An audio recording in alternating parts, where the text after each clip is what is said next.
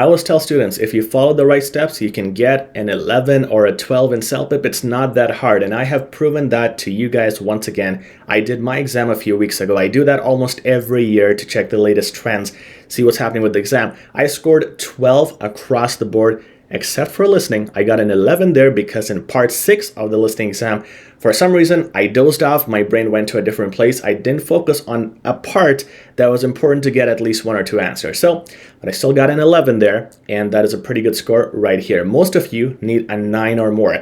But I'm going to tell you what I do every time to score 11, 12s on my mark sheet, and you can copy the same things. They're very simple. And in this video, I'm going to cover all of that, covering all the 4 modules. First of all, I'm going to talk about vocabulary because that is important in all 4 modules. In writing and speaking, you need to use advanced vocabulary, obviously complex words and range and all that great stuff. But what I noticed in this test and in recent tests, reading and listening, the vocabulary level is getting really difficult, and that's what I mentioned in all my videos here too.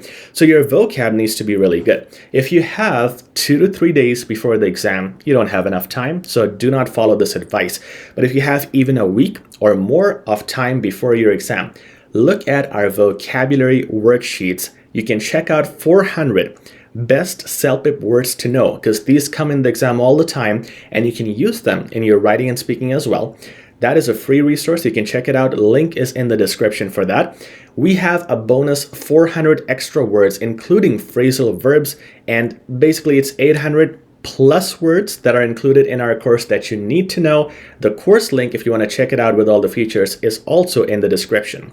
What you want to do is, with these word lists, my word list or anyone else's, but mine is a specific to CELPIP, what you want to do is study 20 to 30 words a day, memorize them, make sentences with them, repeat it in the next few days. The more you repeat, the better it'll commit to your memory. There is no better way to learn vocabulary than from a word list. It's a very outdated method, but it is the best method. This is still the most reasonable and most successful method to help you improve your vocabulary. So please do not ignore that. You will get incorrect answers and you won't score on your range in writing and speaking if you don't have good vocab. Okay, let's talk about reading. Okay, a lot of people ask me, because nowadays reading is getting more and more tough, so how do we practice that at home? Let's check it out. If you have been following my channel, you know I like this website. TheGuardian.com has free articles and it has free news if you're into that.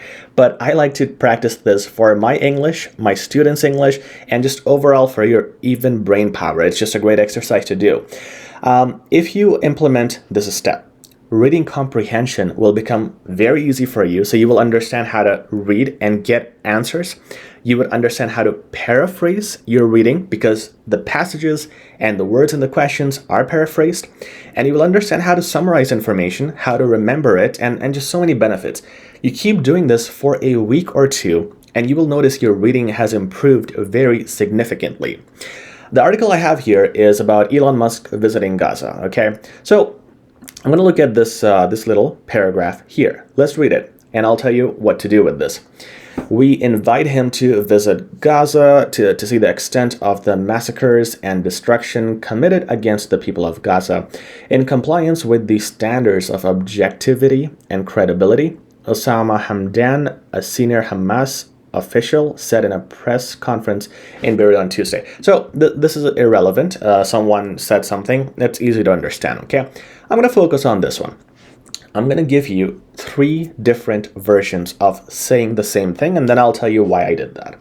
So what is written here, I can also say that Elon was invited to Gaza to see the extent of the damage and the people dying because he has to look at it from a third person's point of view.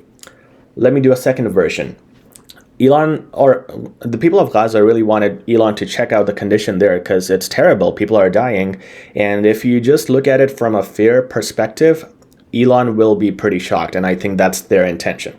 Version number 3. The people of Gaza invited this billionaire, Elon Musk, and they wanted him to see in a first-hand experience what has happened there. Maybe they want some sort of aid from him or something, or they just want a person to objectively look at the situation without a bias.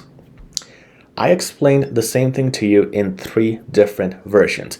If the examiner now tries to paraphrase this in the question, I'm not going to be one of those students who's going to be like, oh, this was not mentioned, or the same word that is in the question versus the passage is not there, and I won't miss it. What I have done is I have understood the concept of this. I've explained it to myself in my own words, and I've explained it to myself as if I was a 5-year-old kid. If I'm thinking like that, I am just getting into a deeper version of explanation. And what's that doing? What that does is it helps me understand the concept, and it helps me interpret the story. Once I understand it at this level, there's going to be no confusion when I look at the questions, options, paraphrasing, and it will also come into memory. I wouldn't have to waste time going up and down looking at the answers.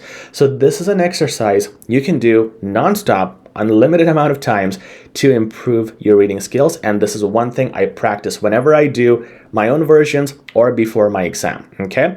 As a teacher, I of course practice less, but I do it at least a week's time, all these exercises to tune my brain to be ready. Okay. The next thing is listening. The only way to do a good listening exam is by taking a lot of notes. When they are presenting you with the audio, you have the piece of paper, right? You take a lot of notes there. If you have all the notes, you will be able to answer the questions. That's what I always say. So it's a game of multitasking, practicing that. It's a game of remembering things. And the more notes you have, the more tired your hands are because of taking notes, the better your answers will be. So you cannot write everything. Okay, there is limited information you can actually write. You need to remember a lot of things. So that's why I highlighted 2 main strategies. This is again for practice before the exam. Note taking is of course one of them. You want to do your mock tests, practice taking notes, and then look at the answers or questions and refer to your notes to answer those. And if you want the best mock tests, the one that reflect the real exam, check out the ones in the description in our course, 5 real exam-like mock tests that you should really practice before your exam. So you practice note taking, but how much can you take down in notes? It's really hard to really write everything down. That's where memory practice comes in. So this is my practice before the exam. I would listen to our mock tests. I would listen to YouTube videos. My attempt is very similar to reading, where I would listen to a part, summarize it in my head, and try to paraphrase it, try to use different versions, just like I explained in reading. Now, of course, here you're doing it very fast because listening is happening and new stuff is coming after each sentence. So you do it very fast. However, you want to try practicing memory. And I don't know why a lot of students don't do this. This is a very simple strategy. If you remember things, you will answer better. After an audio is done, stop. Don't go to the questions yet. This is just for practice at home. Now, tell yourself what was said. Okay? Summarize everything that was said. Try to repeat everything. Don't look at your notes. Just from your memory, whatever you can remember.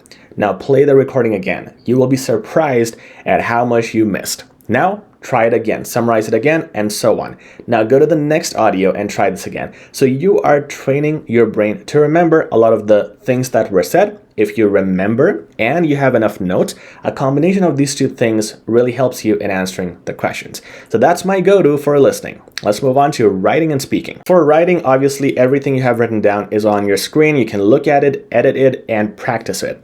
We're going to get into that right now. For speaking, it's a little bit different. You have to record yourself and then you have to play your recording and evaluate your response, improve on that. However, you can do that. It's just better to write it down on a piece of paper. Whatever you have spoken, write it down, okay? You can use a speech-to-text software. There's lots of free ones online. And when you play your recording, that will translate everything you're saying into text, and you will have your speaking on screen. So what we want to do is look at our sentences in writing and in speaking and observe them. Of course, in speaking, you have to observe a lot of things like your tone, clarity, expressions, and pauses and fluency. So make sure to check that as well. But for now, when you're practicing at home, this is my strategy that I use to improve everything that I'm saying and everything that I'm writing. For example, let's look at the sample sentence, and this could be your writing sentence or your speaking sentence. And it says, I don't like your restaurant's policy. You guys don't provide good food. I'll go somewhere else. This is what a lot of students write, and you would say it's free of mistakes, it should be 12. No, it's free of mistakes, yes, but it does not have anything complex. Vocabulary, adjectives, range, complex sentences, nothing. Let's see how we can edit that. First thing I want to see is if I can use adjectives and adverbs. So we're going to go step by step, and you'll see how the sentence becomes amazing by the end. I don't like your restaurant's policy. How about I say, I don't like your restaurant's outdated policy. Okay, that's an adjective. So it's going to add more range, and it's also going to add more description, which is going to help me in task response. You guys don't provide good food. It's not appropriate to say you guys. It's very informal, and it looks like a formal letter or email. So I'm going to say your restaurant, and then it's going to be does not provide good food. And also you should not use contractions in CELPIP, by the way. So it should be do not or does not. Provide good food. Okay, why don't we add more description? Provide good food to its customers. The more descriptive you are, the better. I'll go somewhere else. Okay, I will happily go somewhere else. This is an adverb. So now I have added adjectives, adverbs, and a little bit of description here, made the tone appropriate. Now it looks like I have a good range going on here. I don't have any complex words. Is there something I could do? Well, outdated is a good word. Policy, really no replacement. Good food. I mean, I want to replace good. Yeah, for sure. Does not provide high quality, or I want to say delicious food, but it doesn't sound like a complaint. It sounds like a good thing. So I would have to change my sentence structure, and I would say options just to make it fit more in the tone. It sounds better if I say your restaurant does not provide delicious food options, or I'm thinking mouth-watering food options, but again, that sounds positive, not negative. So it's an adjective. It's also more advanced than saying good. Don't ever use good or bad. They're very basic words. And there we go. Now, can we do something else? Let's see. I don't like your restaurant's outdated food policy and so on. Why don't I say hence here? By adding hence at the end, I'm using a connector that's going to give me marks for vocabulary. It's also going to give me marks for flow and structure because I'm breaking down everything. And there you go. There's also multiple variations I can do. I can also make this a complex sentence. I can say since here. Since you guys don't provide good food, I'm going to go happily to some other place. Okay? And looking at this actually, now that I read it, I'm going to say elsewhere because that is more advanced than saying somewhere else. Okay, so now my sentence has become more complex. It is fitting the criteria for the CELPIP exam. It's descriptive, it has a range, it has a variety of words, and it is again free of mistakes. Now I'm going to read it and I'm going to tell myself next time I write, this should be my way of writing. Next time I speak, this should be my way of speaking. And that's what you do to practice writing and speaking. Okay guys, that's the end of this video. If you liked it, please like, share, and subscribe. Also, if you want to learn more of these strategies, it's simple. If you want a good score of 11 to 12, I have detailed everything you need to know in my course in the description. It's a 15-hour program. I simply follow all the methods there, and I score 11 or 12 every single time. So if you want to do the same thing, check it out, and it's at a 20% discount right now, so best time to avail it. Let me know if you have any questions. My email is in the description as well. We're happy to help our students. Good luck.